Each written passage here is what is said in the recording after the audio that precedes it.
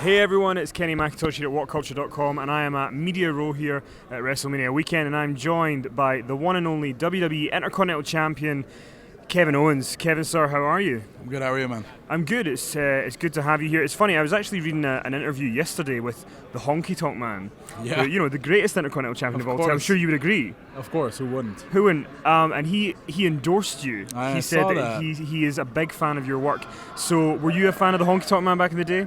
I really did enjoy his antics, I met him in person. He's a really nice guy, so I appreciated his comments. I read about him last night, and I appreciated it for sure. And before we get to the big match this Sunday, you on Twitter is just the best thing on this planet. Thanks. It's like there's no other wrestler that gives people slack back like you do. I feel like I've started a movement, though. I feel like it's starting to happen more and more. Like, I know for a fact Jericho straight up told me, he's like, hey, I'm just going to do like you now and answer people, because why not? I'm like, yeah, sure, go ahead. And even Roman Reigns started doing it too last Yeah, I saw week, that one, yeah. So was it just a case of you just got all these messages and eventually you just thought, oh, I'm just going to reply to I've one? always been like this. Even when I was on the independent scene, obviously it was less covered, if you will, because I didn't have the WWE, like the eyes of everybody that watches WWE on my Twitter account at that point. I had, 30,000 followers, and now I have like almost 500,000.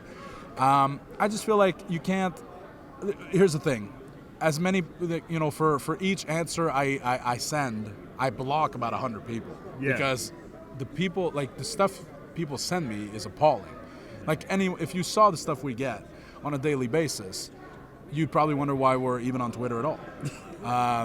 That's why I do once in a while. I'll let one of those tweets catch my eye, and I'll make a point of answering them, and maybe embarrass them a little and kind of send the wolves, because then other fans see what they wrote and they go after. But here's the thing: I don't think you should be allowed to tweet at people and feel like, oh, there's not gonna be any consequences. So here, F you, and your family's this and your family's that, and you're fat and this. Yeah. You know what?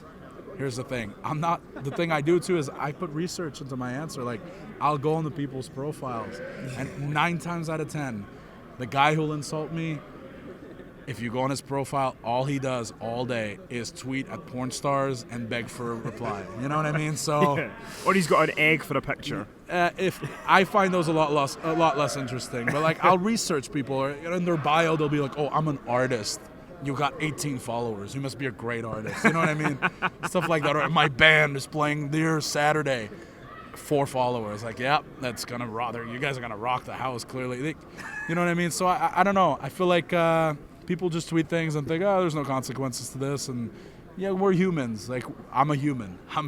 Yeah. So if you come after me, I'll fight back. I always try to be respectful in a way, as weird as that sounds. Like, even though I'm making fun of someone, I'm trying to be respectful at the same time. I'll never go after somebody for no reason. Mm-hmm. But yeah, it also keeps things entertaining, because how many tweets can I send about, the WWE Network and, who I'm wrestling that weekend? And, a lot of people get annoyed because I don't answer or retweet compliments. Mm-hmm. But here's the thing. I appreciate them, but I'm not going to retweet a compliment when the people that follow me already, in theory, should be fans of mine. I'm not going to say, hey, look, this person thinks I'm really great. Yeah. I appreciate the compliments and I read them, but I'm not going to spend all day answering and retweeting compliments, just because that's not who I am.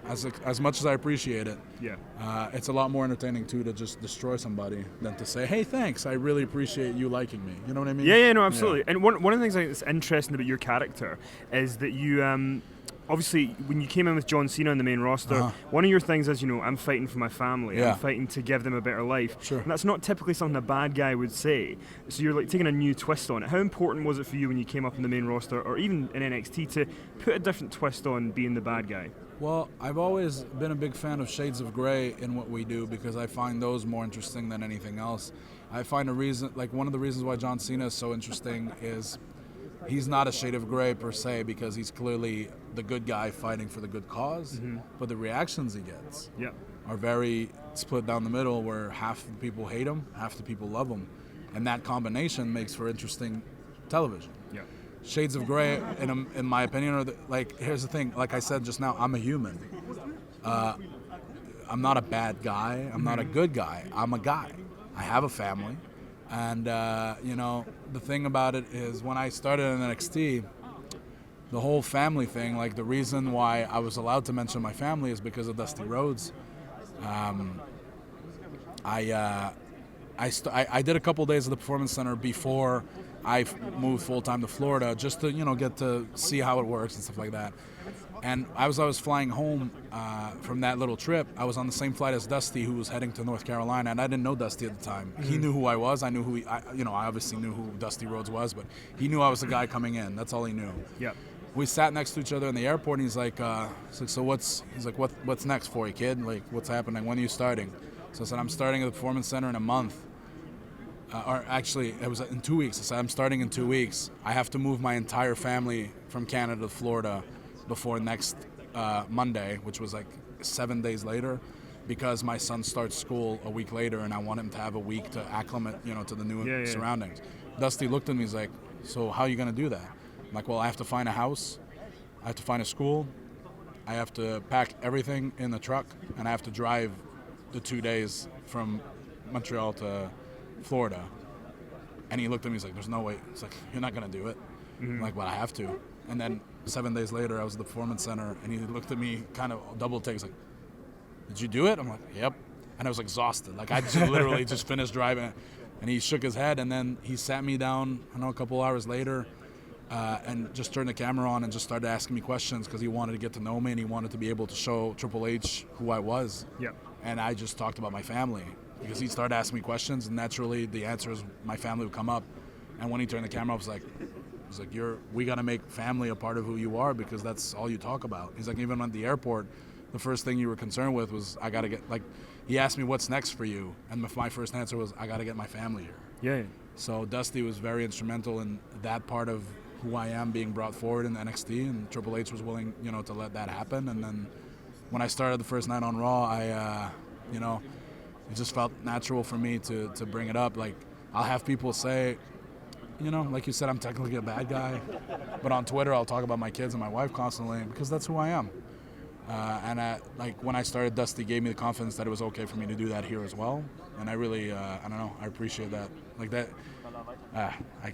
it's hard for me to talk about Dusty. Yeah. Honestly. And it's great that he helped you with that, and you were able to do that. So we're going to let you go, but you do have the ladder match on Sunday for the Intercontinental Championship, and I'm sure that you and Sami Zayn and everyone else are going to try and steal the show. Yeah. Best of luck. Thanks, man. Appreciate it. Thank you.